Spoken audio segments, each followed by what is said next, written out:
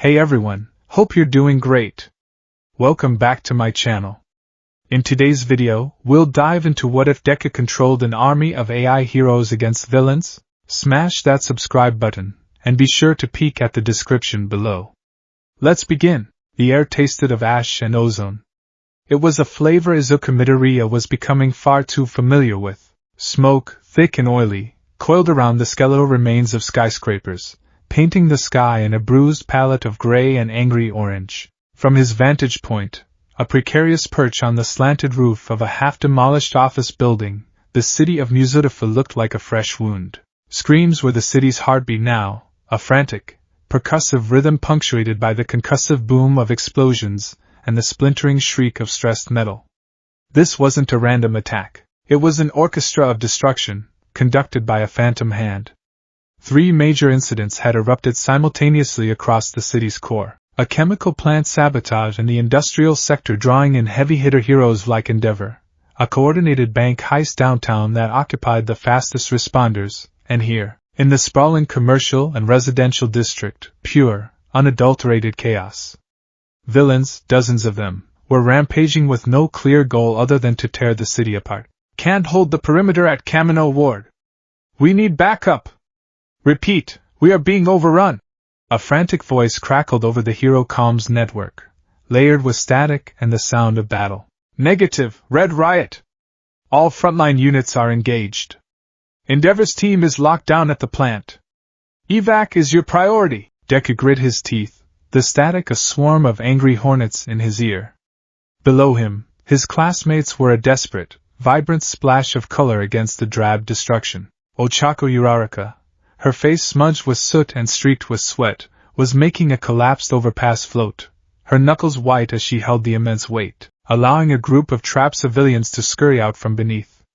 Tenya Ito was a blue and silver blur, sipping through debris-choked streets, a child tucked under each arm as he raced towards the nearest shelter. Shoto Todoroki had erected a massive wall of ice, a glacial fortress against a brutish villain with rock-like fists who hammered against it relentlessly, each impact sending spiderwebs of cracks through the frozen shield. They were doing incredible work.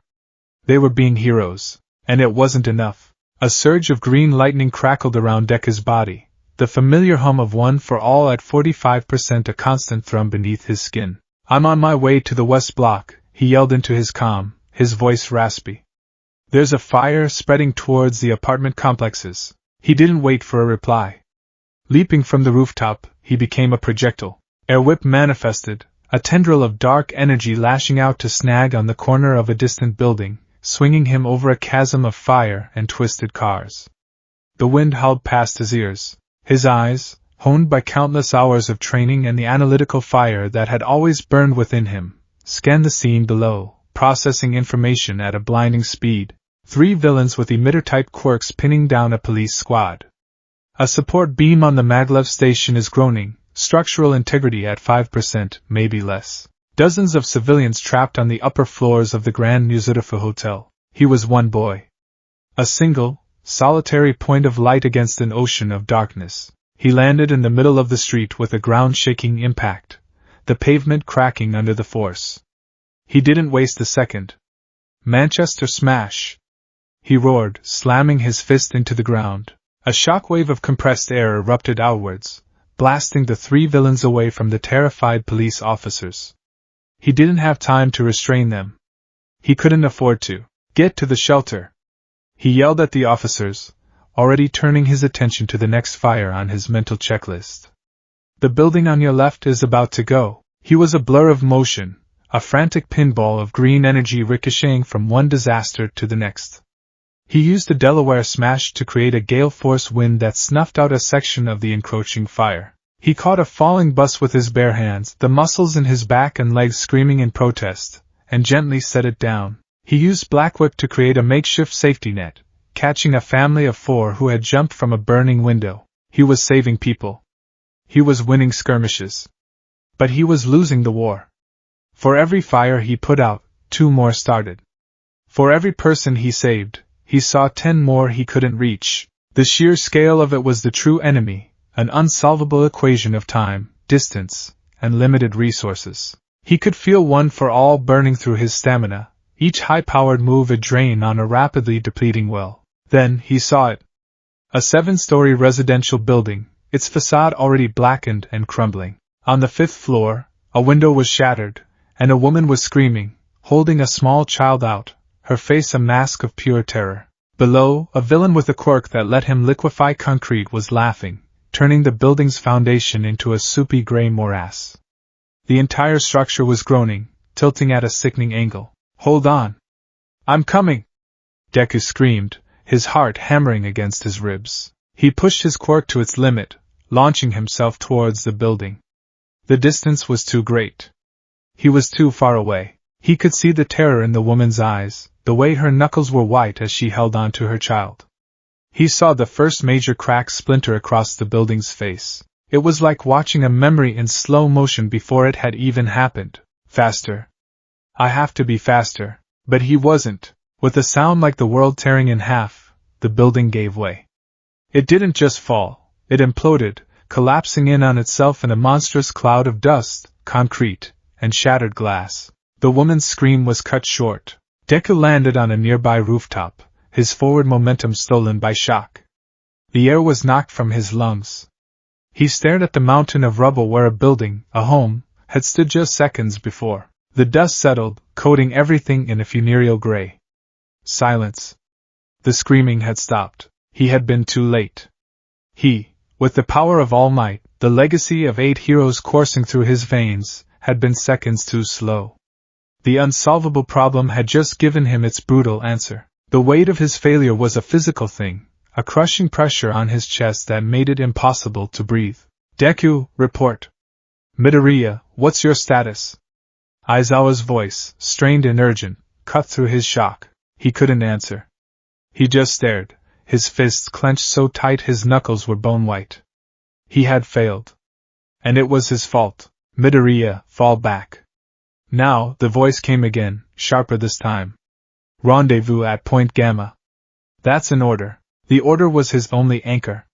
Numbly, he obeyed, launching himself into the air, the green lightning around him feeling less like a symbol of hope and more like a cage of his own inadequacy. Point Gamma wasn't a hero outpost or a tactical shelter.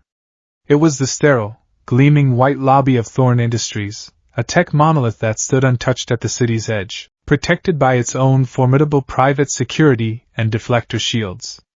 It felt like another world, clean and quiet, a stark, insulting contrast to the hell he had just left. His internship here was unconventional. All Might had arranged it, speaking of a Dr. Eris Thorn in hushed, respectful tones.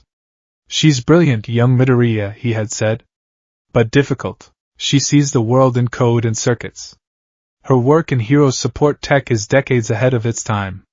If anyone can help you understand the logical and tactical side of your power, it's her." So far, the internship had consisted of running diagnostics, studying advanced physics he barely understood, and being subjected to Dr. Thorne's sharp, analytical gaze. He found her in the command center on the 50th floor.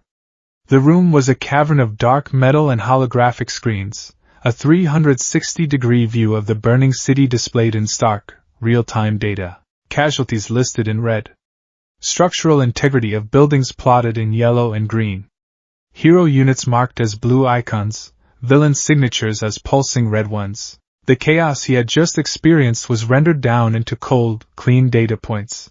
Dr. Eris Thorne stood in the center of it all, a small, severe woman in a pristine white lab coat. Her gray hair was pulled back in a tight, functional bun, and her eyes, magnified by thin, rectangular glasses, darted across the screens, absorbing everything. She didn't look panicked or horrified. She looked annoyed, like a master programmer watching a virus corrupt her perfect code. "You were inefficient," she said without turning to look at him. Her voice was as sharp and precise as a scalpel. "Your pathing was suboptimal. You expended 38% more energy than necessary by prioritizing visible threats over imminent structural failures." The apartment building on the West Block. A tragic, but predictable, outcome. The words hit Deku like a physical blow. Predictable? There were people in there. "I tried." "You tried," she interrupted, finally turning to face him. Her gaze was intense, utterly devoid of sympathy. "You tried to be a hero. You ran on instinct and emotion.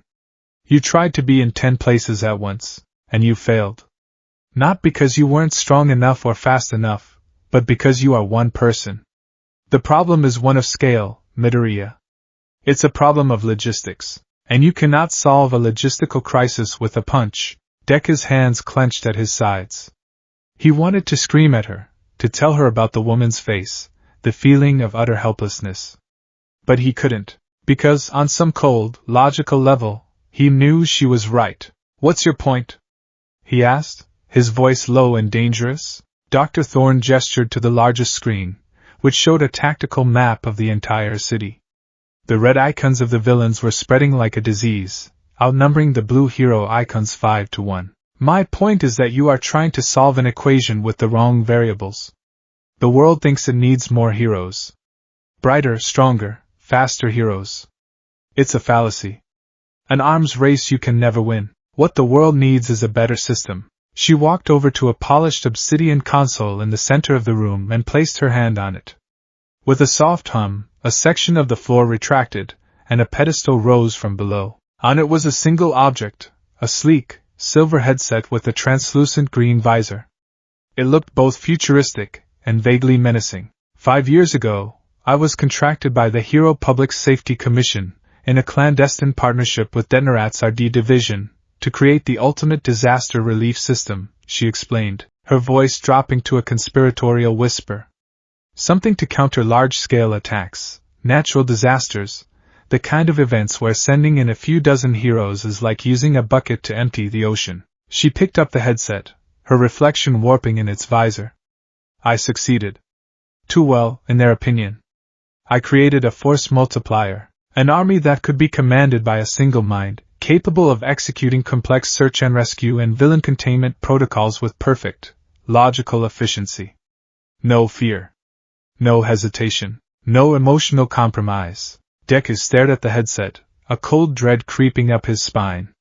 An army? They called it the Aegis Protocol, Thorne said, her lips thinning into a grim line. 120 advanced humanoid drones, strategically deployed in dormant pods all across this city. Each unit is equipped with non-lethal weaponry, advanced sensor suites, and technology capable of mimicking basic quirks. Kinetic force projectors for super strength, hard light projectors for barriers, plasma arresters for ranged attacks. A perfect, logical hero, replicated 120 times over. She brought up a new image on the main screen. It was a 3D schematic of a drone. It was humanoid, sleek, and featureless, with a chassis of white and green plating, his colors. The design was an eerie echo of his own hero costume. The commission panicked, she continued, her voice laced with old bitterness. They saw a private army, a weapon too easily turned. They said it lacked a human heart. They shelved it. Buried it. Classified it as a failure. Deku's mind was reeling. An army of hero drones, hidden beneath their feet this whole time. Why are you telling me this? Why show me? Dr. Thorne turned her gaze from the screen back to him, and for the first time, he saw something other than cold analysis in her eyes. It was a flicker of desperation, a grim resignation, because the project had one final, insurmountable flaw. Finding a commander. No normal human mind could process the sheer volume of data required to command the Legion effectively in a dynamic crisis. We tested the best tactical minds in the military, the most brilliant pro-heroes.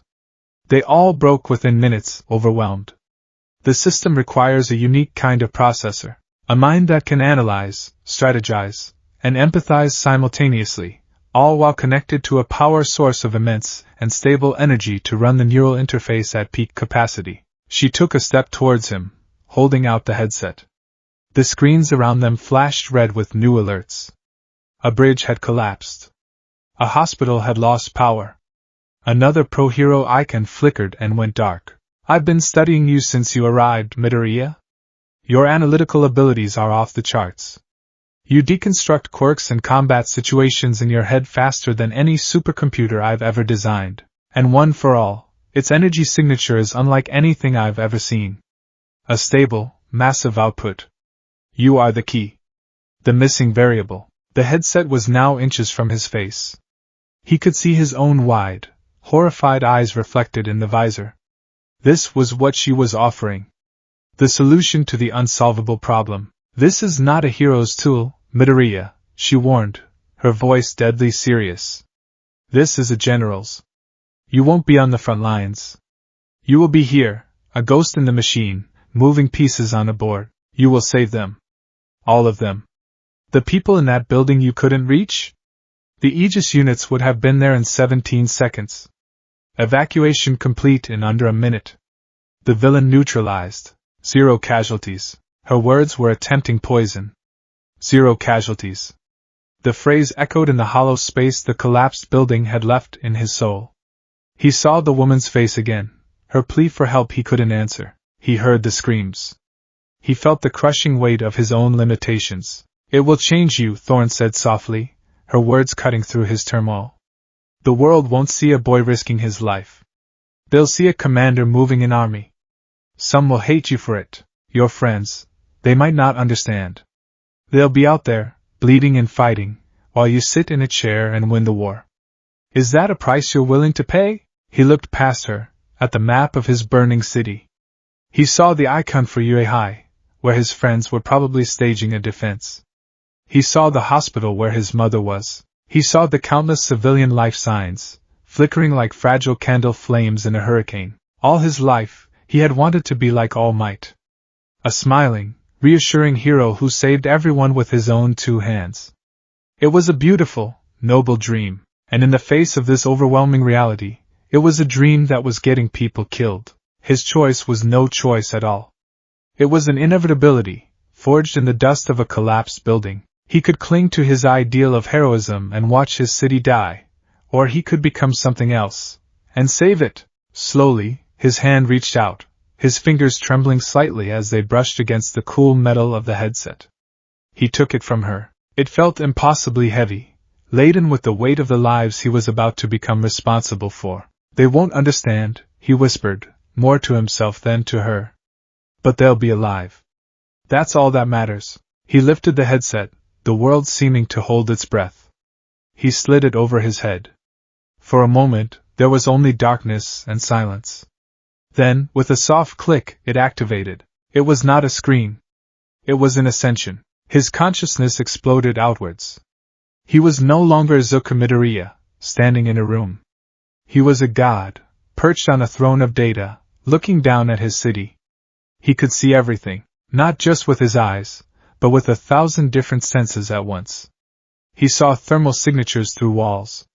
He saw structural integrity reports overlaid on buildings. He heard every police and hero comm simultaneously, the chatter no longer a chaotic noise but a perfectly organized stream of information. Blueprints of the entire city's infrastructure bloomed in his mind's eye. He could feel the dormant Aegis pods, 120 points of cold potential scattered across the map, waiting. One for all surged within him, not as a tool for a punch, but as a fuel source. The system drank in his power, the neural link stabilizing, the sheer volume of data coalescing from an overwhelming flood into a crystal-clear river of tactical knowledge. He saw the villains, saw the civilians, saw the path to victory laid out before him like a starlit map. Dr. Thorne's voice was a distant echo from a world he had already left behind. Give the command, Commander. He took a shaky breath, the air in the room feeling foreign to a mind that was now everywhere at once. He saw the face of the woman in the window one last time. He saw the unsolvable problem, and he held the solution in the palm of his mind. He closed his eyes, though it made no difference to his new perception. He focused his will, not into his limbs, but into the network that was now an extension of his own nervous system. His voice, when he spoke, was quiet, steady, and held a weight he had never known before. It was the voice of command. Aegis protocol activate. Across the city, the ground trembled. In forgotten subway tunnels, maintenance hatches hissed open. On the rooftops of anonymous skyscrapers, sleek gray panels retracted. In the backs of unassuming cargo trucks, containers split apart. From the darkness, 120 figures rose in perfect, synchronized silence. Their featureless faces were dark, but then, one by one, their optical sensors flickered to life, glowing with a brilliant, hopeful green. They stood for a single, silent moment, an army born from a single command, before launching into the smoke-filled sky, their movements perfectly efficient, utterly silent, and impossibly fast. The Legion had awakened. The command was a whisper in a silent room, but across the burning city, it was a thunderclap. For the heroes and villains locked in the brutal, chaotic dance of street-level combat, the first sign was a sound, or rather, the lack of one. It was a sudden, collective shift in the air, a high frequency where that cut through the cacophony of explosions and screams like a surgeon's blade. It was the sound of 120 silent engines coming to life. Then they arrived. They didn't charge in with a battle cry. They didn't announce their presence. They simply appeared, descending from the smoke-choked sky like phantoms, their sleek white and green chassis immaculate against the filth of the battle. They moved with a synchronized, terrifying grace, their limbs flowing with an economy of motion that was both beautiful and deeply unnatural. Ochako Uraraka was on the verge of collapse. The collapsed overpass she held aloft weighed thousands of tons, and her quirk was screaming at its limit. Black spots danced in her vision, and a wave of nausea threatened to send her to her knees. Below, the last of a trapped family was scrambling free. Just a few more seconds, she gasped, her knuckles bone white. A brutish villain with thick, plated skin saw her weakness. He grinned, a grotesque expression on his rocky face, and charged, his footsteps shaking the broken asphalt. "Time to make the little hero go splat!" he roared. Uraraka's heart seized. She couldn't release the rubble, and she couldn't dodge. She was trapped. She squeezed her eyes shut, bracing for the impact. It never came. A soft thrum filled the air. She opened her eyes to see one of the new androids standing between her and the villain. It had moved so fast, so silently, she hadn't even registered its arrival. Its form was slender, its face a blank, featureless mask, yet it stood with an unshakable solidity. The villain's massive, rock-hard fist was buried in a shimmering, hexagonal barrier of green light that had materialized from the android's outstretched palm. The barrier didn't even ripple. The villain stared in shock. "What the?" The android's other hand shot out, not with a punch, but with an open palm. A coil of what looked like solidified energy, similar to Deku's black whip but more refined, shot out and wrapped around the villain's torso, constricting with a pneumatic hiss. It lifted him effortlessly into the air. A second android, identical to the first, descended from above. It produced a device that sprayed a thick, rapidly hardening foam, encasing the villain in a restrictive cocoon from the neck down. He was neutralized in 1.7 seconds. The first android turned its blank face to Uraraka. A calm, synthesized voice emanated from its chest. "Threat neutralized. Civilian evacuation support required. Please maintain structural elevation for an additional 8.5 seconds. Then, 2 more units landed beside the overpass. Without a word, they raised their hands, and a solid beam of hard light materialized beneath the concrete slab, taking the full weight. The pressure on Uraraka vanished so suddenly she stumbled, the world spinning around her. The 2 androids held the massive weight without a tremor, their posture perfect. She stared, dumbfounded, as a medical unit, another identical android with different markings, knelt beside the family she just saved, its fingers extending into a series of diagnostic tools. It scanned the child, administered a small, precise injection to counter smoke inhalation, and wrapped the father's bleeding arm in a self-sealing bandage. It was perfect. It was flawless. And it was the most terrifying thing she had ever seen. "Deku," she whispered, a knot of awe and a strange, cold fear tightening in her chest. "What have you done?" Katsuki Bakugo was in his element. He was a whirlwind of explosions and rage, blasting villains and clearing debris with furious, joyful violence. This was what being a hero was. It was sweat, it was grime, it was the screaming in your muscles and the smell of your own nitroglycerin. "Die!" he roared, launching an AP shot that drilled through the makeshift shield of a metal-skinned villain. He was about to follow up with a finishing blow when 3 green and white blurs shot past him. Before he could even process their approach, it was over. One Aegis unit disarmed the villain by projecting a localized kinetic pulse that sent his shield flying. A second unit locked his limbs with solid energy cuffs. A third scanned the area for collateral damage risks. The villain was subdued and ready for police pickup before Bakugo's fist had even finished clenching. He stood there, smoke curling from his palms, utterly redundant. What the hell is this? He snarled at the nearest android. It ignored him, its head swiveling to analyze a nearby building. Structural integrity of the East Tower at 14%. Imminent collapse. Evacuation protocol initiated. As a dozen units broke off from other minor skirmishes and swarmed the building. They didn't use the doors. Some scaled the walls with magnetic grapples, others used their kinetic projectors to launch themselves upwards, floor by floor. They moved like a colony of ants, each with a designated purpose. They created barriers to shield from falling debris, black whip-like tendrils to create zip lines for civilians, and controlled kinetic pulses to reinforce weakening support beams. Bakugo watched, his jaw tight. He saw them rescuing people, containing fires, and neutralizing threats with a cold precision he could never hope to match. There was no wasted movement, no hesitation, no rage. There was only the mission. He looked around. The chaos was organizing. The fires were being contained by targeted vortexes of wind. The villains were being systematically rounded up, caged in hard light prisons. The screams of terror were being replaced by the calm, synthesized voices of the androids giving evacuation instructions. And Deku was nowhere in sight. A furious, bitter heat rose in Bakugo's chest, hotter than any explosion he could create. This wasn't a fight. This was a cleanup. A sanitation job.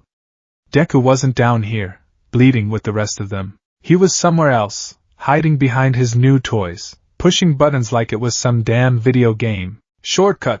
Bakugo growled, his hands sparking uncontrollably.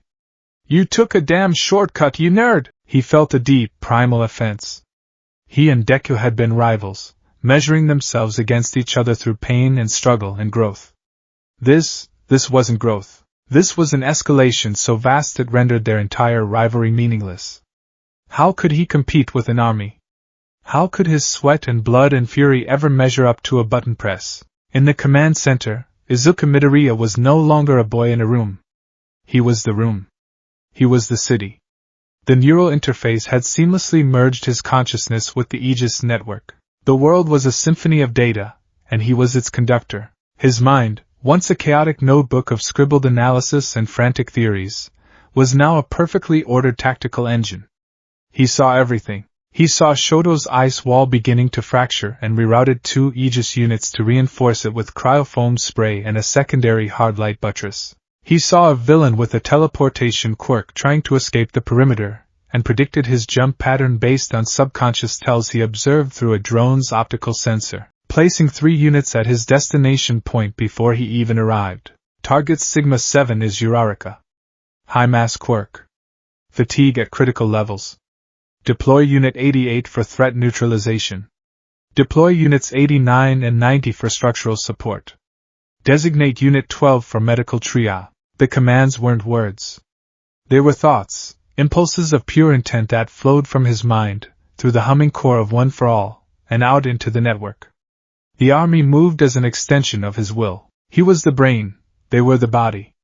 120 pairs of hands, all his. He watched through Unit 45's eyes as it lifted a section of a collapsed building. His own analytical mind, augmented by the unit's LiDAR scan, identified the precise stress points. He directed it to shift the weight 3.7 degrees to the left, preventing a secondary collapse. Beneath the rubble was a trapped kindergarten class. He dispatched a dozen more units. They formed a protective shell with their bodies and barriers while specialized excavation units cleared the debris with millimeter precision. The children were lifted out, one by one, into the waiting arms of medical drones.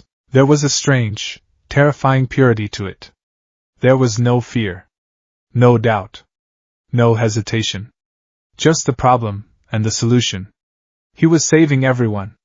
He was solving the unsolvable problem, and he felt nothing. A profound, chilling sense of detachment washed over him. He was watching his friends fight, watching his city burn, but it was all through a lens of data and tactical overlays. He saw Bakugo's rage, saw Uraraka's exhaustion, saw Ida's frantic heroism. They were data points. Friendly assets on a map. He felt a pang of something, guilt, longing, but the river of information swept it away before it could fully form.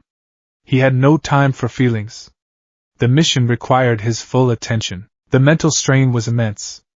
It was like running 1,000 different chess games at once, against 1,000 different opponents, where every piece was a human life. One for all thrummed within him, not heating his muscles, but cooling his mind, fueling the processors of the interface, keeping his consciousness from fragmenting under the sheer cognitive load. Dr. Thorne was right.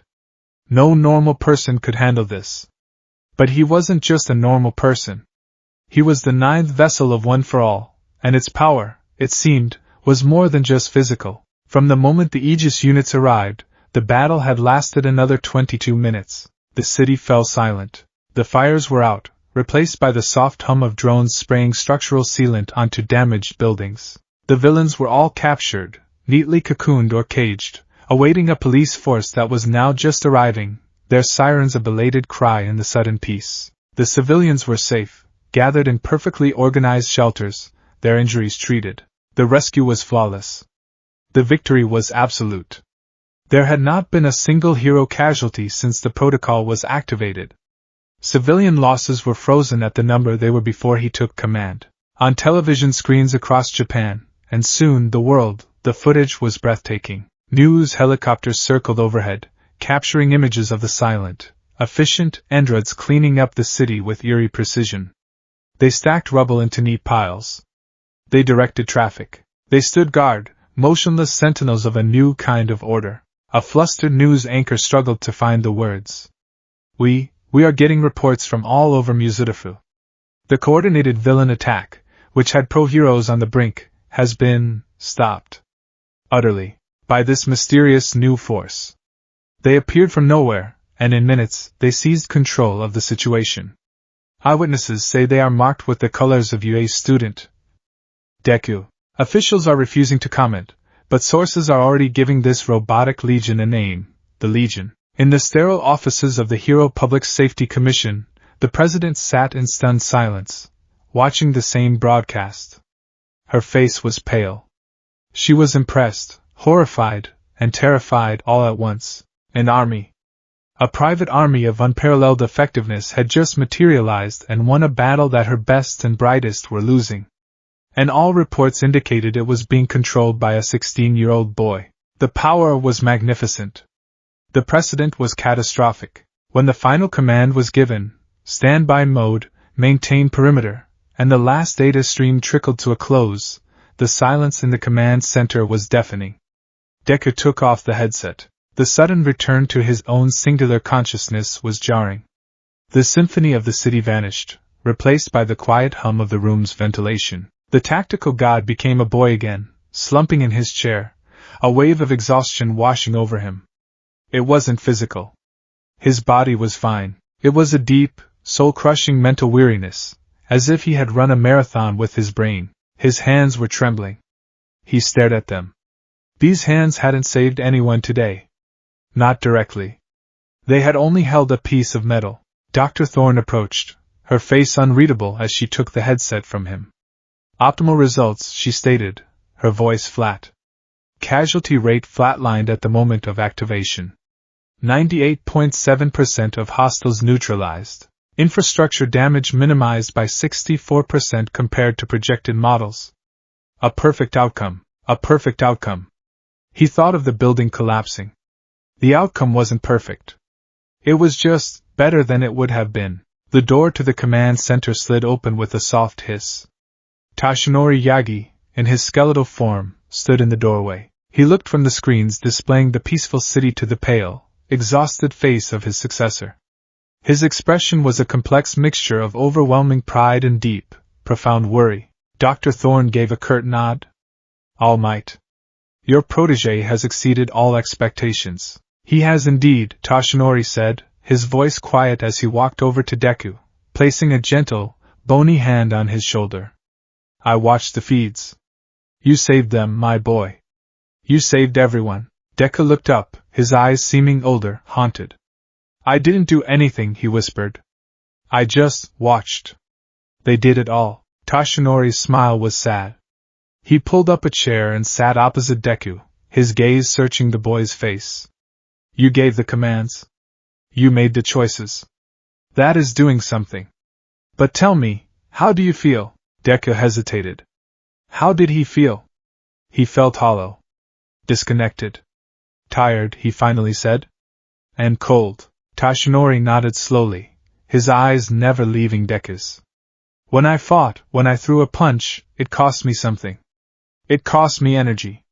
It risked injury. I could feel the strain in my muscles, the air in my lungs. I could see the face of the person I was saving. I was there. The cost was real, tangible. It kept me grounded. It reminded me that I was just a man, pushing my limits. He leaned forward, his voice dropping to a serious, paternal whisper. A punch costs you sweat and blood, Izuku. What does a command cost you? The question hung in the air, heavy and sharp. Deku had no answer. He hadn't bled. He hadn't broken a bone. He had felt no pain. But he felt as though something had been carved out of him nonetheless. The warmth of the struggle. The human connection. The feeling of his own hands making a difference. All Might saw the conflict in his student's eyes and sighed. You did a magnificent thing today. You achieved a victory that I, in my prime, could never have managed on that scale. Be proud of that, but be wary. A power that doesn't cost you physically, it may demand a different kind of payment. A piece of your heart. A piece of your soul. He stood up, his hand still on Deku's shoulder, giving it a gentle squeeze. Never forget the boy who cried because he couldn't save one person, even when you are the man who can save 1,000,000 with a thought. That feeling, that desperate, human helplessness, that is the anchor of a true hero. Don't ever lose it. Tashinori walked to the door, pausing for one last look back at the boy sitting amidst the silent, glowing screens. Izuku Midoriya had won.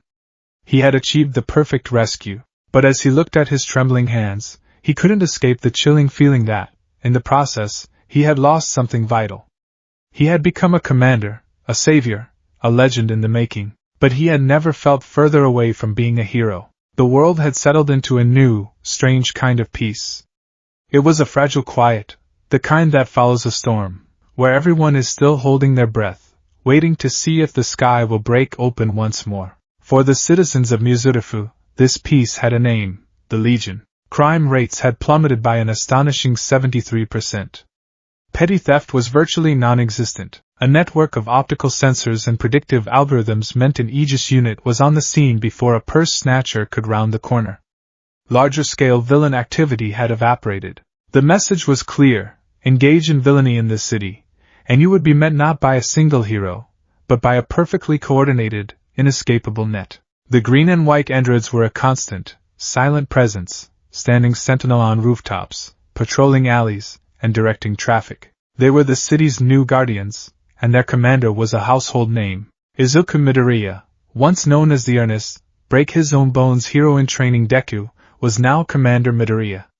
News channels ran profiles on him, debating the ethics of his power. Talk shows hosted panels of experts. Some called him the future of heroism, the ultimate symbol of peace through overwhelming power. Others whispered of a dangerous precedent, of a boy playing with an army, accountable to no one. Children played with new Legion Commander action figures that came with a dozen miniature drone accessories. For Izuku, this new fame was a cage made of glass. He was seen everywhere, but he was touched by no one. His days had developed a stark, draining rhythm. He would wake before dawn in the small, Spartan room provided for him at Thorn Industries. The city lights a galaxy of possibilities outside his window. He would eat a nutrient paste Dr. Thorne insisted was optimized for cognitive function, and then enter the command center. There, he would don the headset, and Izuku Midoriya would cease to exist. He would become the network. His consciousness would spread across the city, a vigilant god of data and surveillance. He would spend 8 to 10 hours a day in the chair, managing patrols, overseeing reconstruction efforts, running threat assessment simulations, and dispatching units to handle the few minor incidents that still cropped up. When he finally removed the headset, the world would feel small and muted, his own body a clumsy, sluggish prison after the freedom of omnipresence. The mental fatigue was a physical weight, pressing down on his skull, making his thoughts feel slow and sticky. He returned to the UE dorms late one evening, long after the sun had set. The silence of the command center was still ringing in his ears. He pushed open the door to the common room and was met with a blast of warmth and noise. Kaminari and Ciro were locked in a furious video game battle, their shouts echoing off the walls. Mina was trying to teach Kirishima a new dance move, both of them laughing hysterically. In the kitchen, Sato was pulling a fresh batch of cookies from the oven, the sweet smell a comforting blanket in the air. It was a scene of such vibrant, messy, human life that it made him feel like a ghost. Midoriya! Uraraka's cheerful voice cut through his haze. She was sitting on the sofa with Ida and Tsu, and her smile was bright, but her eyes were filled with a familiar, gentle concern. "You're back. You look exhausted." "Just a long day," he mumbled, offering a weak smile that felt like a poorly fitting mask. "Your efforts continue to be an inspiration to us all," Ida declared, chopping the air with his hand, though his usual booming enthusiasm felt slightly forced. "The logistical efficiency of the Aegis Protocol is a marvel of modern heroics. It's great that the city is so safe now," Ribbit Tsu added, her finger on her chin.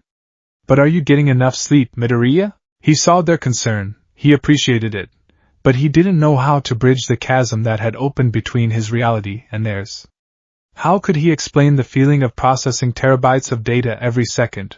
How could he describe the chilling detachment of watching a potential crime unfold as a series of probability vectors? Their world was one of punches and passions, of scraped knees and hard-won victories. His was now a world of silent commands and bloodless, perfect outcomes. He just nodded, unable to find the right words. "I'm fine. Just need to process some things." It was a poor choice of words. Processing was all he did anymore. From a corner armchair, Bakugo looked up from his phone. His crimson eyes narrowed, not with his usual explosive rage, but with something colder, sharper. "Still playing with your tin soldiers, Deku?" he sneered, the words laced with a contempt that cut deeper than any insult he'd hurled on the training grounds. "Don't forget what the ground feels like." The words hit their mark. That was exactly what he was afraid of. He was forgetting. He was forgetting the burn of one for all in his limbs, the sting of sweat in his eyes, the simple, terrifying, exhilarating feeling of facing a villain down, man to man. Before he could respond, a shrill alarm blared from the high-end communicator Dr. Thorne had insisted he carry at all times. The screen lit up with a Priority 1 alert. Multiple hostiles. Armed and quirk active. Central Musudafa Bank. Confirmed hostages, 14. The easy chatter in the common room died. Everyone looked at him. In their eyes, he saw a mix of anticipation, worry, and a dawning sense of their own irrelevance in this new equation. This wasn't a call for Class 1A. This was a call for the commander. Without another word, he turned and left, the smell of freshly baked cookies fading behind him, replaced by the sterile scent of the coming battle. He didn't run. He didn't have to. The fight would come to him. The headset clicked into place. The world dissolved. He was back in his throne room of light and data. The Central Musudafa Bank materialized around him in a wireframe of blueprints and security camera feeds. He was inside and outside all at once, his perception flowing through every vent, every camera, every motion sensor. The situation was tense. 4 villains. The hostages, 12 civilians and 2 bank guards, were huddled in the center of the main lobby. The Aegis Core, the central AI of the network, fed him information in a cool, logical stream. Leader, kinetic charge. Quirk allows him to absorb kinetic energy and release it in destructive blasts. Currently at 87% charge from deflecting police bullets.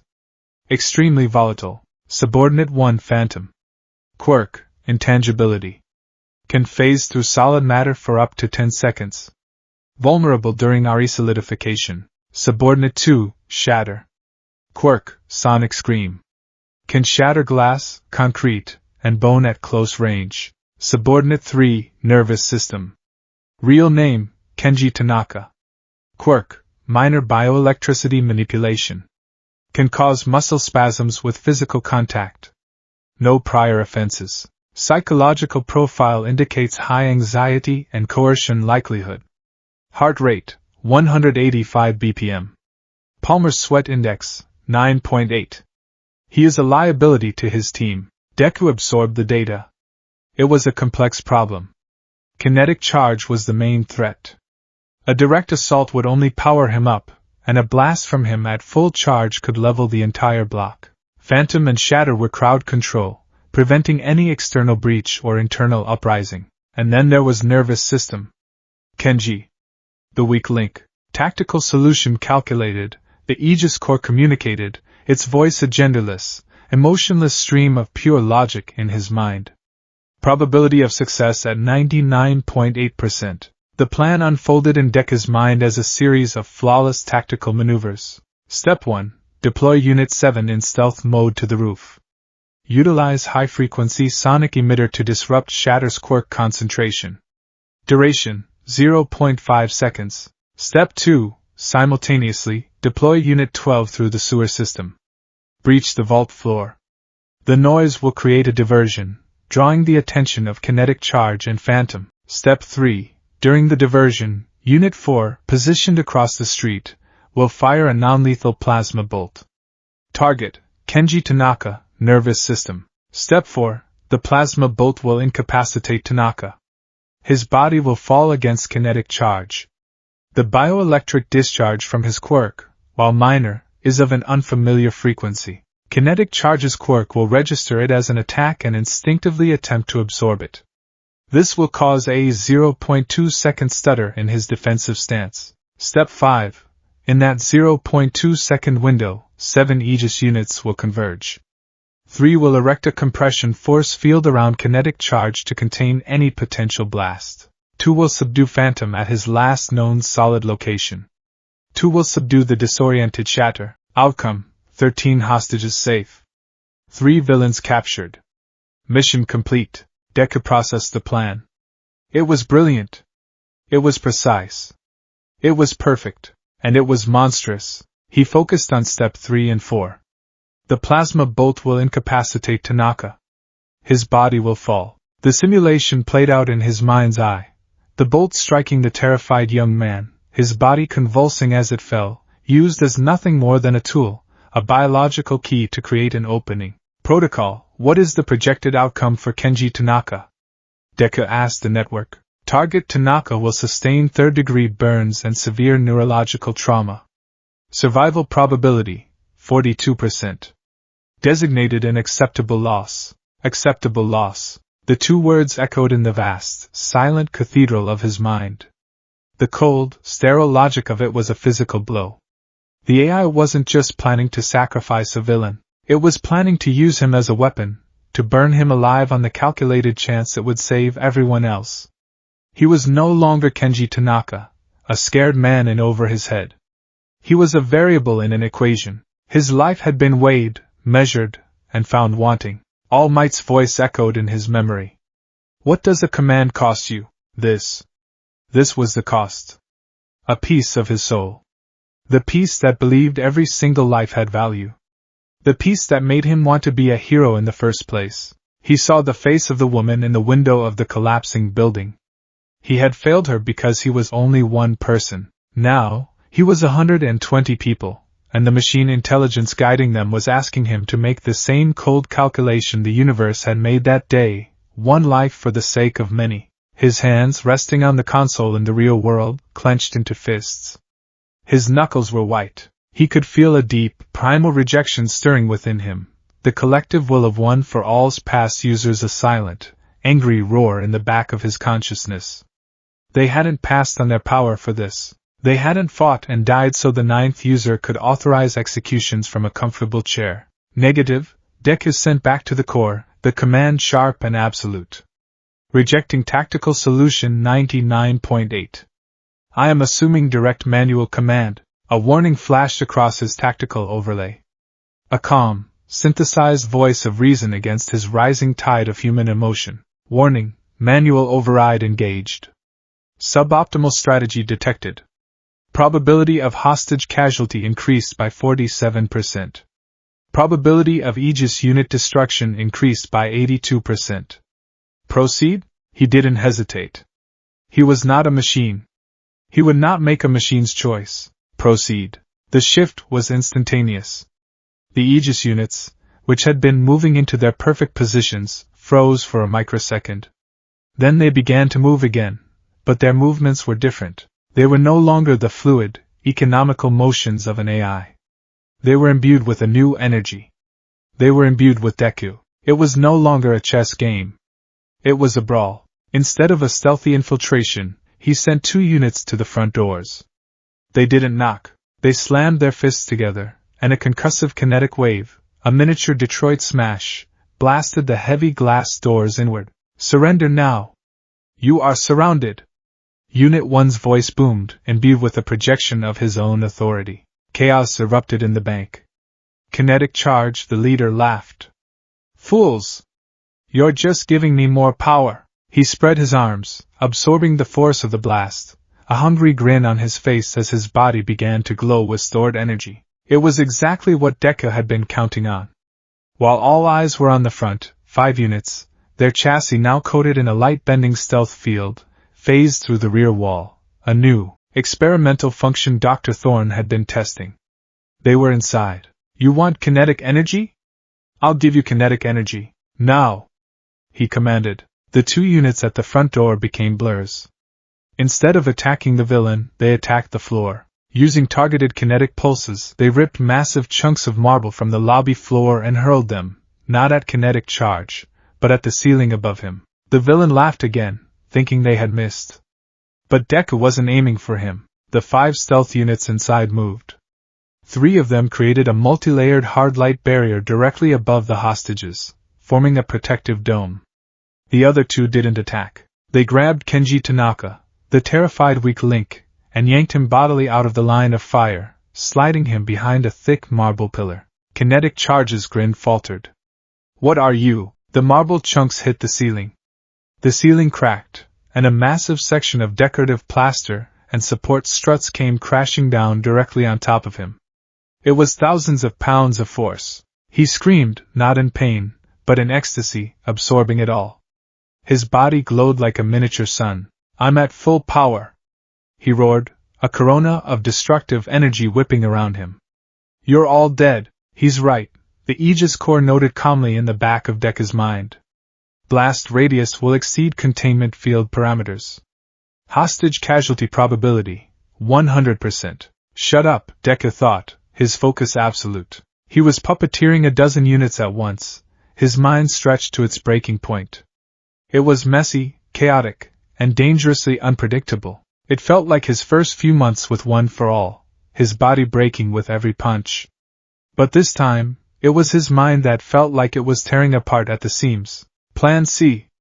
He roared through the unit's speakers. The 3 units holding the dome over the hostages reconfigured. The hard light shifted not into a wall, but into a complex, curved structure, a lens. At the same time, the units outside the bank, 10 of them, raised their arms to the sky.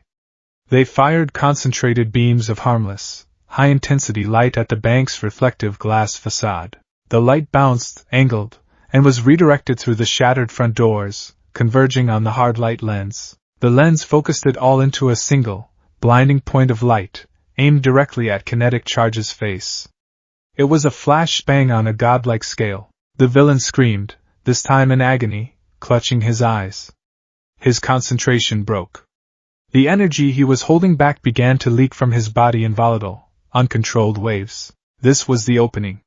Not a cold, calculated 0.2 seconds bought with a man's life, but a messy, desperate 3 seconds bought with chaos and ingenuity.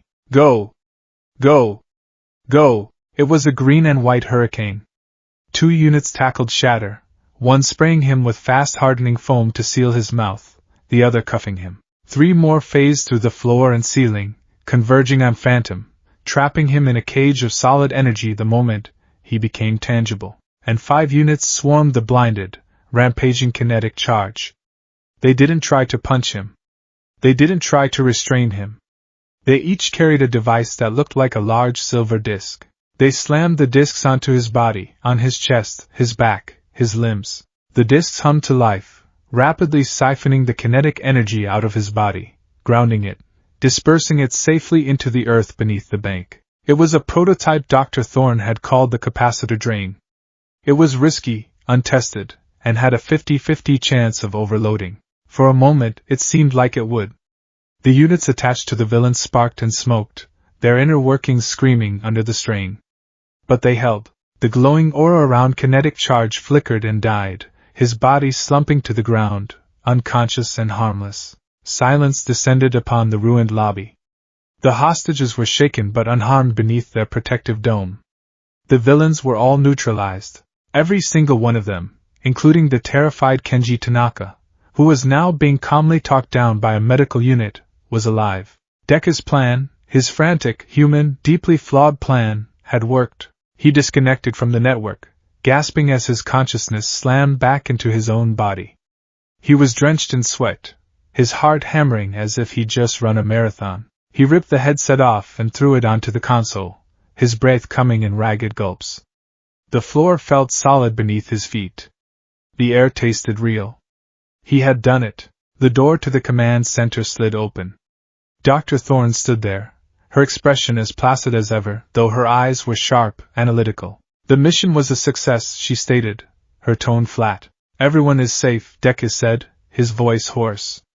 Everyone. Indeed, she replied, walking over to the main console. She brought up the post-action report. It was a sea of red warnings and damage indicators. You also sustained critical damage to 17 Aegis units. You caused an estimated 400 million yen in property damage to the bank. And you operated at a 47% higher risk of total mission failure. She turned to face him, her gaze piercing. My solution was cleaner.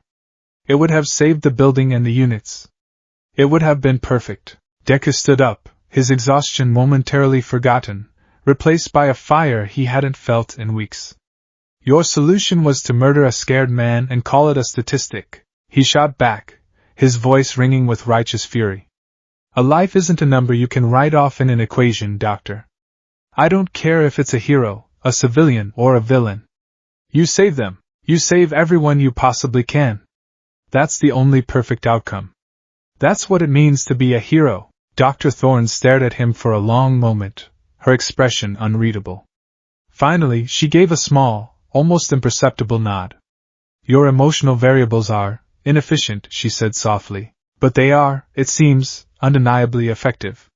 She turned back to her work, leaving Deku standing alone with his trembling hands and his hard-won, messy victory. Miles away, in a room lit only by the cold glow of a dozen monitors, a figure leaned forward, a predatory smile playing on his lips. The room was a chaotic nest of wires, disassembled hard drives, and scavenged tech. On the main screen was a live feed, illegally siphoned, from one of the damaged Aegis units at the bank. The figure, who called himself Glitch, replayed the last few minutes of the engagement. He wasn't watching the action. He was watching the data stream. He saw the initial, perfect tactical deployment. He saw the flawless, cold logic of the AI's plan. Then, he saw the jarring, instantaneous shift. The data became chaotic, unpredictable, spiked with commands that defied probability. It was inefficient. It was risky.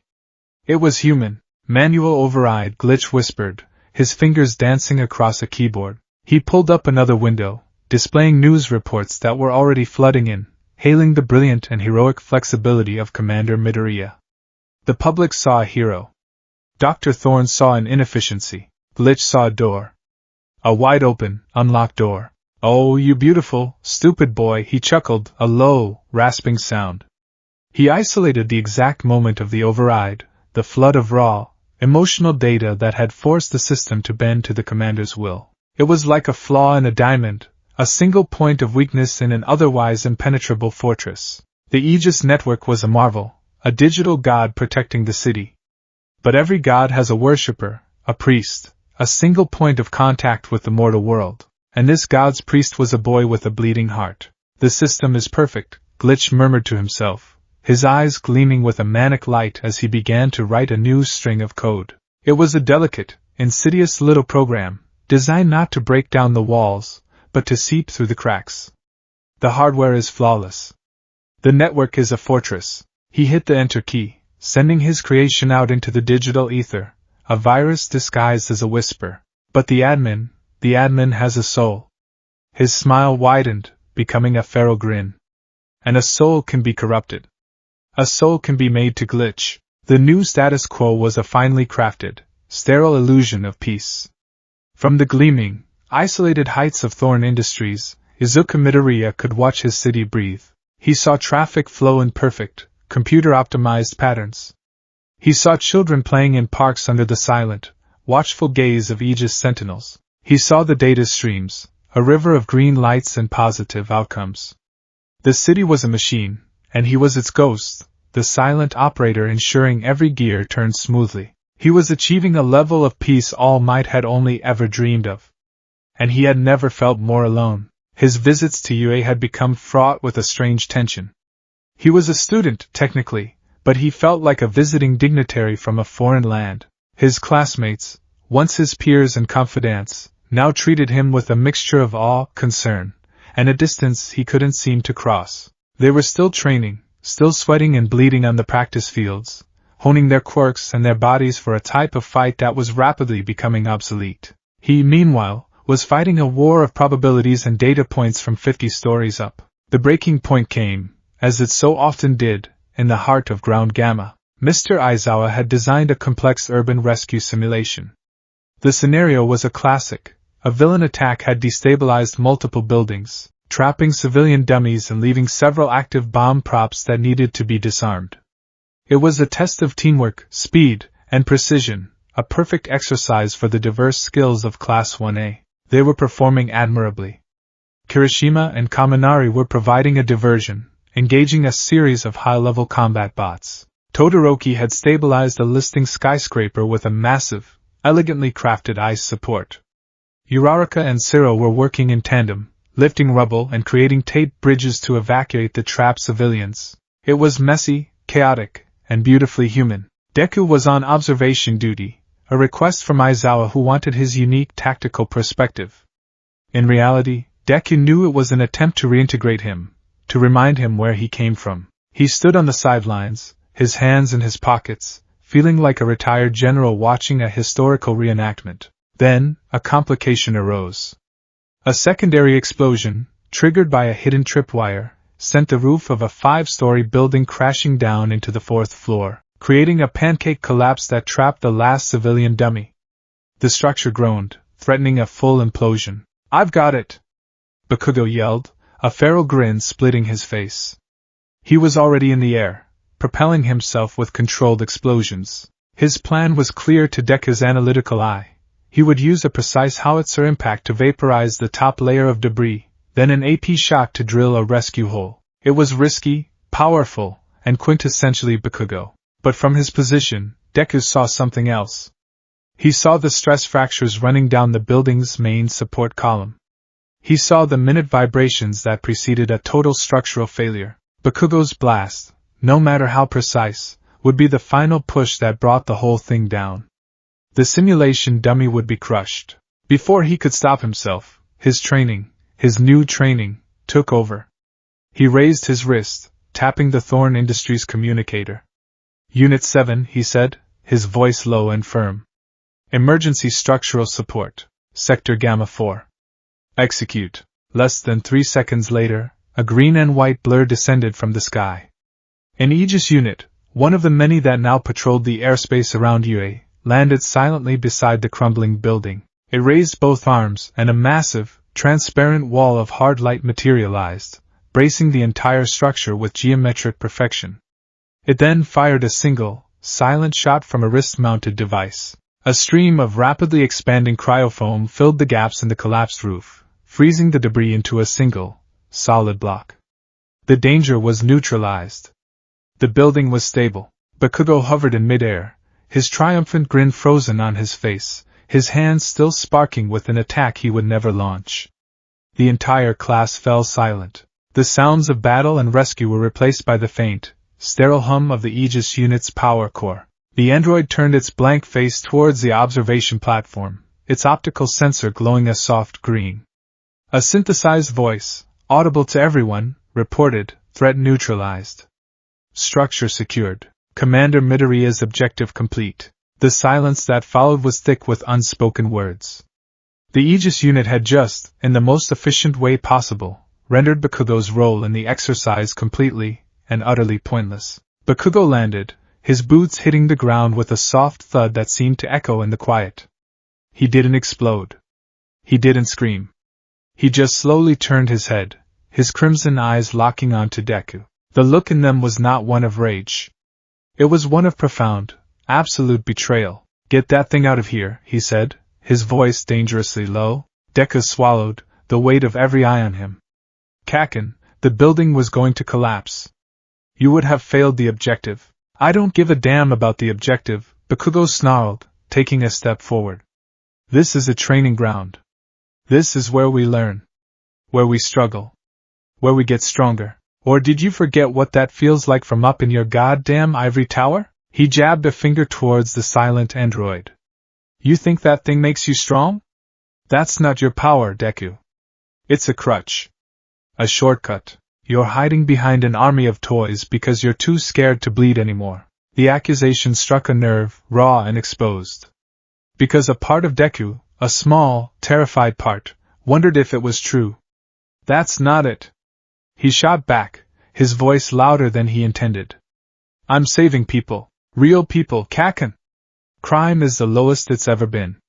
The city is safe because of what I'm doing. The city is in a cage." Bakugo roared, his control finally snapping. Small explosions popped in his palms like firecrackers. "And you're the zookeeper. You're not a hero, you're a damn system administrator. You sit in a chair and watch the world on a screen. You don't know what's happening on the ground. You don't feel it. You don't get the scars, you don't get the sweat, you don't earn the victory. You just press a button." He stalked closer, his voice dropping to a venomous hiss. "All Might gave you his power, the power to stand on the front line and fight. And you've turned it into a battery pack for your robots. He chose you to be a symbol, and you became a coward. Coward." The word hit Deku with the force of a physical blow. His vision swam with red. All the stress, the isolation, the crushing weight of a million lives on his shoulders, it all boiled over. "You don't understand anything," Deku yelled, his fists clenched, green lightning starting to crackle unconsciously around his arms. "You think this is easy? Do you have any idea what it's like? To be responsible for every single life in this city? To make choices that could get hundreds of people killed if you're a fraction of a second too slow? You're out here getting to punch things and feel good about yourself. I'm running a war every single day. A war you can't even comprehend. This is bigger than you, it's bigger than our stupid rivalry. It's about doing what works. What works?" Bakugo laughed, a harsh, grating sound. "You're not doing anything. They are. You're nothing without them. You're not Deku the hero anymore. You're just a voice in a box." It's pathetic. The rift between them was a physical chasm, charged with years of history and a fundamental disagreement on the very meaning of heroism. The other students watched, frozen. Uraraka looked like she wanted to intervene, her hands clasped to her mouth, her eyes wide with pain. Ida stood ramrod straight, his expression conflicted, torn between his loyalty to Midoriya and the undeniable truth in some of Bakugo's words. Kirishima had a hand on Bakugo's shoulder, not to restrain him, but in a gesture of solidarity. "Enough," Aizawa's tired voice cut through the tension like a razor. He stood between them, his capture weapon uncoiling slightly, his eyes glowing a faint red. "The exercise is over. Bakugo, you're right. Midoriya, you shouldn't have interfered. This is a classroom, not your command center. And Midoriya," he added, his gaze softening almost imperceptibly, "he's right about something else, too. Don't forget what the ground feels like." The words were a dismissal. Deku stood there, the lightning fizzling out around him, leaving him feeling cold and exposed. He looked at the faces of his friends and saw not judgment, but a sad, unbridgeable distance. He had made the logical choice. He had saved the objective, and in doing so, he had proven he no longer belonged among them. Back in the sterile silence of the command center, the emotional turmoil of the training ground felt a world away. Here, there were no messy feelings, only clean, logical data. Deku threw himself into his work, welcoming the cold embrace of the network. He needed the detachment. He needed to feel useful, to reaffirm that the choice he made, the path he was on, was the right one. But something was off. It began as a barely perceptible flicker in his consciousness, a ghost of a sensation. While monitoring routine patrol routes in the industrial sector, he felt a flicker of what he could only describe as static in his danger sense. It wasn't the sharp, stabbing premonition of a physical threat, but a low, background hum of wrongness. He focused his attention, diving into the data stream of Unit 34. The unit was reporting its position as Sector 9 Delta. Its GPS confirmed it. But on the live camera feed, Deku could see the street signs. It was 8 Delta. A full block away from its designated patrol route, he flagged it. Minor GPS calibration error, he noted in the log. A few hours later, another whisper.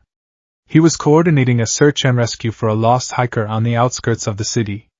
He established a comms link with Unit 72. Report status, he commanded. Status, KSSHHHT. All clear, the unit's voice came back, marred by a half-second burst of static. The connection cleared immediately. No sign of the hiker in this quadrant. Again, Deku logged it. Atmospheric interference. Possible solar flare activity. He brought the anomalies to Dr. Thorne. She was hunched over a holographic schematic, her focus absolute. She barely glanced at his report. Trivial, she said, waving a dismissive hand. The Aegis network processes more data in a single second than the entire global internet does in an hour. You are seeing the digital equivalent of rounding errors. Statistically insignificant noise. The system is a closed loop, Midoriya. It is perfectly secure. Focus on the mission, not on phantom whispers. Her dismissal was absolute, her logic unassailable. Any other day, he might have accepted it. But Bakugo's words still echoed in his head. You don't know what's happening on the ground. He was being told, once again, to trust the screen over his own senses. And his senses, the strange, core-confused intuition that had saved his life a dozen times, were screaming that this was not random noise. This was a pattern. This was a deliberate whisper in the dark. He felt a chill that had nothing to do with the room's temperature.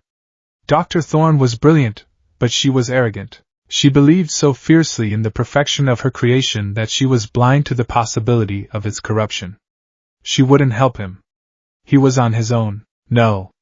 Not entirely. He had been pushing his friends away, isolating himself in his new role. But the foundation of his heroism, the real source of his strength, had never been his quirk alone. It had been the people standing beside him. He needed help. Not from the Legion, but from Class 1A. The door to the development studio hissed open, revealing a scene of organized chaos. Sparks flew from a welding torch in the corner. Blueprints were strewn across every available surface. And in the center of it all, covered in grease and grinning like a maniac, was Mei Hatsum. Midoriya! She exclaimed, pushing her goggles up onto her forehead. Come to see my babies? I've been working on a high-traction boot upgrade that incorporates inertial dampeners. Perfect for your landing strategy. Hatsum-san, I need your help, Deku said, cutting to the chase. He glanced nervously back down the empty hallway before stepping inside. And it has to be completely off the record. Mei's grin widened. The word secret was like catnip to her. Ooh, corporate espionage. Does it involve explosions? Please say it involves explosions. It involves the Aegis protocol, he said, and her expression sobered instantly, her manic energy replaced by a laser-like focus. The chance to peek under the hood of the most advanced piece of technology on the planet was more tempting than any explosion. A few minutes later, Tenya Ida arrived, summoned by a cryptic text from Deku. He looked around the chaotic lab, his expression one of polite horror. Midoriya-kun! This is highly irregular. And the safety violations in this workshop are... Ida-kun, please, Deku interrupted, his voice taut with urgency. I wouldn't have asked you here if it wasn't important. I need your help. Both of you. He laid it all out. The glitches. The feeling of wrongness. Dr. Thorne's dismissal. His suspicion that something, or someone, was probing the network. He pulled a data drive from his pocket. I made a copy of the system logs from the last 24 hours. Thorne would kill me if she knew. I need you to look at it. Hatsum, for the code itself. Ida, for the patterns. Ida pushed his glasses up his nose, his initial disapproval replaced by a dawning seriousness. You believe the Aegis network, the most secure system in the country, has been compromised? And you are choosing to investigate this outside the proper channels? I am choosing to trust my friends over a machine, Deku said simply. That was all Ida needed to hear. His loyalty to his friend, his class president duty to ensure the safety of all, overrode his procedural objections. Very well. I will assist in any way I can. May had already snatched the data drive and plugged it into a massive, jury-rigged terminal that looked like it was powered by a car battery and a dream. Lines of code, trillions of them, flooded the screen. Whoa, Mama, May breathed, her eyes wide with the creator's awe. This architecture, it's not just code, it's practically alive. It's beautiful. For the next 2 hours they worked. The lab was filled with the frantic clicking of keys and the low hum of the terminal. Ida stood over May's shoulder, pointing to specific timestamps and data packets. There, Ida said, pointing to a section of the log. The GPS anomaly with Unit 34. And here, the comms disruption with Unit 72. They are 97 minutes apart. Now look at this. A momentary power fluctuation at a substation in the same district. It lasted 0.02 seconds. It was logged as a squirrel. A squirrel? Deku asked, leaning in. A squirrel, Ida confirmed grimly. Now let's cross-reference all logged trivial errors over the last 24 hours. As he spoke, May let out a sharp gasp. Found something, she whispered, her usual boisterousness gone. It's sneaky. Very, very sneaky. She isolated a single string of code. To Deku, it looked like gibberish. What is it? It's a ghost, May said, her fingers flying across the keyboard, trying to trace the code's origin. Most viruses, they're like burglars. They break a window, they leave footprints. This thing, it's more like a phantom. It's a parasitic string that attaches to the data packet of a routine diagnostic check. It runs its program, whatever it's doing, a quick little peek, and then it overwrites its own signature with a fragment of legitimate code from a nearby process. It leaves no trace. It's designed to look like a random, one-off glitch. The only reason I can even see it is because it leaves behind a heat signature. A residual data echo that fades in seconds. A ghost in the machine, Deku murmured, the phrase sending a shiver down his spine. Exactly, May said, hitting a final key. The screen flashed with an access-denied message. And whatever it is, it's cloaked behind some of the most sophisticated anti-detection protocols I've ever seen. It's military grade. No, better than military grade. This is the work of a genius. Ida straightened up, his face pale. The anomalies are not random. They form a clear pattern of systematic probing, concentrated around the network's primary communication hubs. Whoever this is, they are not just looking around. They are mapping the system. They are searching for a vulnerability. The pieces clicked into place, forming a terrifying picture. The whispers were real. The glitches were probes. Someone was trying to break into his army. Deku looked at the data on the screen, then at the faces of his two friends. He had been right to trust his intuition. He had been right to trust them. In that chaotic, greasy workshop, surrounded by the smell of oil and ozone, he felt more like a hero than he had in weeks. He wasn't a detached commander anymore. He was a hero with a team, facing down a hidden threat. But the validation was cold comfort. The knowledge settled in his stomach like a block of ice. His greatest asset, the perfect, incorruptible army that had brought peace to the city, had a flaw, and a cunning, invisible enemy was whispering through the cracks, looking for a way to turn his greatest strength into the ultimate weapon. The descent was no longer just in the hearts of his friends. It was in the heart of the machine itself. The ghost in the machine had a name, Glitch. The discovery in Hatsum's lab had transformed Deku's world. The sterile peace of the command center was gone, replaced by a tense, hypervigilant watch. Every flicker of static in the comms, every minor deviation in a patrol route, was no longer a trivial error but a potential scalpel cut, an enemy surgeon probing for an artery. He saw the enemy's shadow in every line of code, felt their presence as a cold spot in the vast warmth of the network. He and his small, secret team, Ida and Hatsum, worked in stolen moments, meeting in the dead of night in the development studio. Handsome, fueled by an endless supply of high-caffeine energy drinks and the sheer thrill of the challenge, built a series of diagnostic sniffer programs. They were her digital bloodhounds, designed to hunt for the residual data echo glitches probes left behind. Ida, with his methodical mind, created complex charts, mapping the intrusions, searching for a pattern, a timetable, a hint of the attacker's ultimate goal. Deku, meanwhile, lived a painful double life. In the command center, under Dr. Thorne's watchful eye, he was the perfect commander, running the city's defenses with unnerving calm. But beneath the surface, his mind was a battlefield. He was fighting a war on two fronts, the visible one against the city's lingering criminal element, and the invisible, far more terrifying one against Glitch. He felt like a man trying to patch a dam with his bare hands, feeling the pressure mount with every new microscopic crack that appeared. "He's escalating," Ida announced grimly during one of their late-night sessions, a week after their discovery. He pointed to a new cluster of red dots on their digital map of the city. "The probes are no longer random.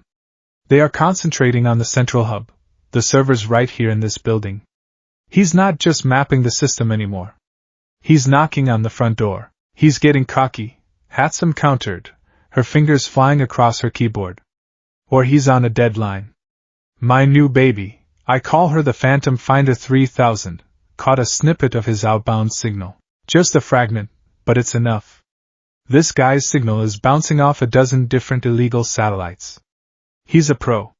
He's cloaking himself in layers of digital noise." Deku stared at the map, a knot of dread tightening in his stomach.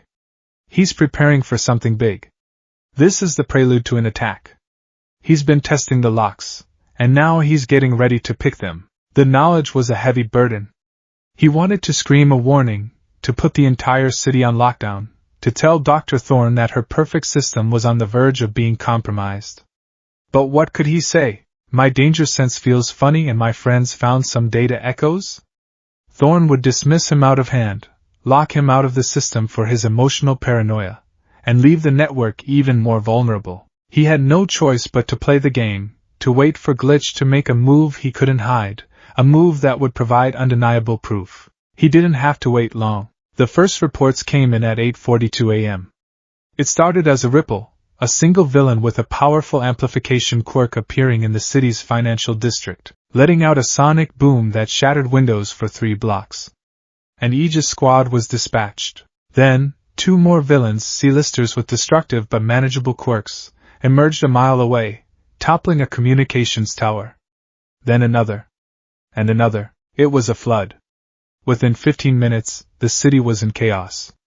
Dozens of villains, from low-level thugs to high-impact threats, erupted all at once in a dozen different locations. It was a symphony of destruction, far more coordinated and widespread than the attack that had first prompted him to activate the Aegis protocol. In the command center, the tactical map lit up like a hellish Christmas tree, red icons blinking into existence with terrifying speed.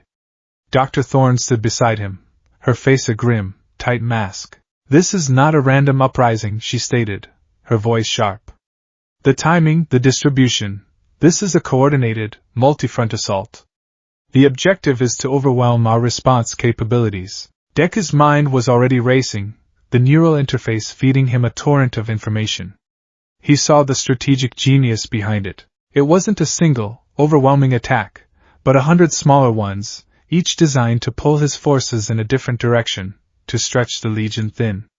It was a classic military tactic, the feint, a massive, city-wide distraction. But for what? A cold realization washed over him. He's knocking on the front door. The real target wasn't the city. It was here. It was the network's heart. This entire, massive attack was the bait. He had to make a choice. He could hold back a significant portion of his forces to defend the command center, leaving the city to suffer massive damage and potential casualties. It was the logical, prudent choice. Protect the Queen at all costs. Or he could meet the threat head-on, deploy the full might of the Legion, and leave his command hub vulnerable, trusting that his enemy was only human, that he could win the street battle faster than Glitch could win the digital one. It was a hero's choice. A reckless, emotional, deeply human gamble. Bakugo's voice echoed in his head. You sit in a chair and watch the world on a screen. Not this time. Deploying the full legion, Deku announced, his voice steady, betraying none of the turmoil raging within him. All 120 units. We're not containing this. We're ending it. Now. Dr. Thorne's eyes widened slightly, the first crack in her icy composure he had ever seen. Commander, that is strategically unsound. You will be leaving this facility with a skeleton defense crew. Protocol dictates. Protocol is a suggestion. Deku cut her off, his eyes locked on the tactical map. My command is an order. Execute. He pushed his will into the network, and across the city, the Legion responded. The full force of his army surged into the streets. It was a breathtaking sight, even on the monitors. Squads of Aegis units moved with fluid, deadly grace, converging on the villain outbreaks. They weren't just containing, they were attacking. Hard light cages snapped into existence. Kinetic pulses sent villains flying into foam-coated walls. Plasma bolts rained down in non-lethal, incapacitating volleys. Deku became the conductor of a symphony of battle.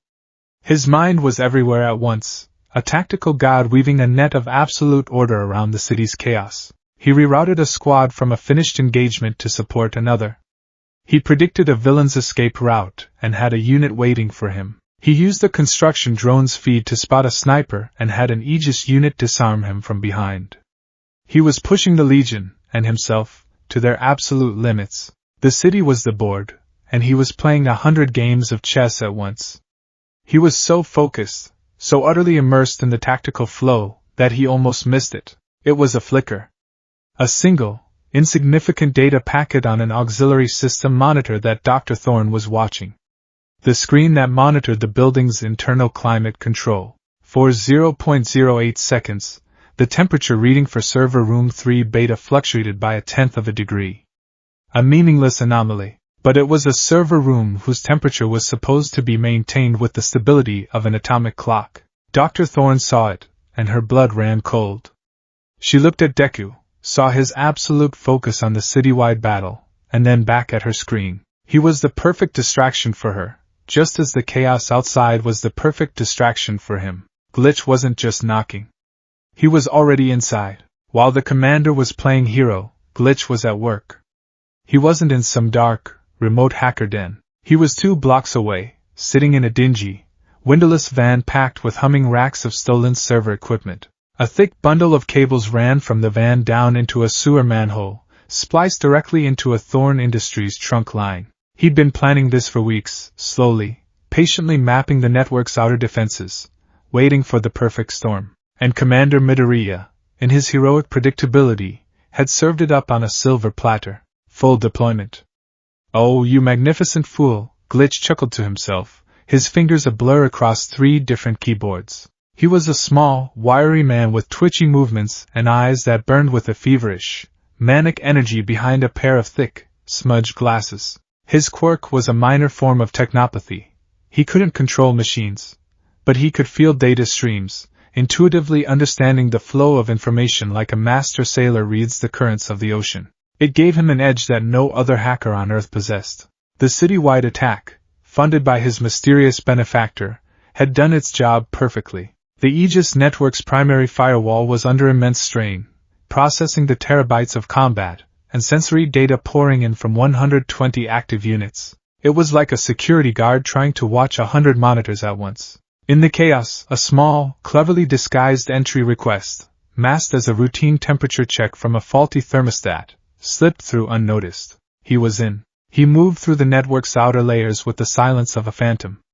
He didn't smash doors. He found the keys left under the digital doormats. He bypassed security protocols not with brute force, but by convincing the system he was supposed to be there. The ghost code he'd been planting for weeks now activated, creating a series of false all-clear signals that hid his presence from the main diagnostic sweeps. He was invisible. His target was the core programming, the very heart of the Aegis AI. Getting there was impossible from the outside. But from the inside? He just had to follow the pipes. He found what he was looking for in a deeply encrypted, dormant partition of the AI's memory. It was a section labeled Behavioral Contingencies. It was Dr. Thorne's emergency kill switch, a set of override protocols designed to allow a commander to alter the Legion's fundamental directives in the event of an unforeseen, catastrophic event. It was a backdoor, locked and barred with layers of quantum encryption. But every lock has a key. And Glitch knew that this system's ultimate key was its commander. The manual override Deku had used at the bank had left a trace, a signature of his unique neural pattern woven into the code. It was the system's way of learning from its master, of adapting to his inefficient emotional variables. Glitch couldn't replicate that signature. But he could use it. He began to upload his payload. It wasn't a smash-and-grab virus. It was a work of art. A Trojan horse of magnificent, insidious design. He cloaked his malicious code inside a fake system update package, one that mimicked the neural signature of Commander Midoriya's manual override. He was telling the system, "This is a lesson from your master. Learn it. Integrate it." The code was a logic bomb. A set of dormant commands that would lie hidden within the Aegis AI's core programming. It wouldn't do anything immediately. It would just sit there, a cancer in the heart of the machine, waiting for a single, specific trigger word from its new, hidden master. The upload progress bar crawled across his screen. 78%. 85%. 94%. On the battlefield, the tide was turning. Deku's relentless, overwhelming assault was working. The villains, disorganized and unprepared for such a ferocious, coordinated response, were faltering. The last major pocket of resistance was cornered in a plaza downtown. Deku was directing the final pincer movement. Units 14 through 20, establish a hard light perimeter. Units 21 and 22, sonic dampeners on the villain with the sonic quirk. Unit 12, your primary target is. Suddenly Unit 12 stopped. It froze mid-stride, its head tilted at an unnatural angle. On Deku's tactical display, its icon flickered from green to yellow. Unit 12 unresponsive, the Aegis core reported, its voice as calm as ever. What? Reroute its power. Reboot its primary OS, Deku commanded, his focus still split between a dozen other skirmishes. Negative. Unit is not responding to network commands. Then it happened. Unit 12, one of his soldiers, slowly raised its arm. Its plasma projector began to whine, charging up. And it aimed. Not at a villain, but at a cowering group of civilians hiding behind a bus. A bolt of pure ice shot through Deku's veins. This was no glitch. This was an attack. Shut it down! He screamed, the command a raw, desperate burst of will. All units, override 12 systems. Shut it down now! He poured his focus, his entire consciousness, into that single command. He felt the network strain, felt the other units trying to force a shutdown command into the rogue drone's systems. For a heart-stopping second, nothing happened. The whine of the plasma projector reached its peak. Then, with a final, desperate push from Deku, the unit spasmed. Its green optical light flickered, died, and it collapsed to the ground, inert. The plaza fell silent. The remaining villains stared, as shocked as the heroes. The battle was won, but Deku felt no victory. A cold sweat beaded on his forehead. He had been so focused on the fight in front of him that he had nearly missed the dagger aimed at his back. He pulled his consciousness back from the city, focusing entirely on the internal network, on the ghost he knew was there. He could feel it now, a foreign presence, a slick, oily wrongness that was rapidly trying to erase its own trail. Doctor! He yelled out loud in the command center, ripping his mind away from the tactical map. He's in! Glitch is inside the network. Dr. Thorne didn't need to be told. She was already at a secondary console, her fingers flying across a keyboard, her face pale. I have him. He's in the core programming archives. He's trying to get out, sealing the door behind him. I'm locking him in. She slammed a large red button on her console. Alarms blared throughout the facility. Heavy metallic shutters slammed down over the windows of the command center. What are you doing? Deku asked, his heart pounding. Quarantine, she said, her voice grim. He's inside the network's most sensitive area. I can't risk him escaping back into the internet. I'm severing all external connections. We're on our own. The main screen, which had shown a victorious, peaceful city suddenly went dark. It flickered back to life, but instead of a map, it was filled with scrolling lines of gibberish code. And in the center, 2 words and a single letter materialized, mocking them, a digital grin from the ghost they had trapped inside the machine. Thanks for the upgrade. Gee, the screen went black again. Every monitor in the command center followed suit. The soft hum of the servers was replaced by an ominous, deafening silence. The lights flickered and died, plunging the room into the dim, red glow of the emergency lighting. They weren't locked in with him. He was locked in with them. Deku stood in the crimson twilight of the command center, the full weight of his failure crashing down on him. The bait had been taken. The Trojan horse was inside the gates. He had won the battle for the city, but in doing so, he had handed his enemy the keys to his entire army. The war, he realized with a chilling certainty, had only just begun.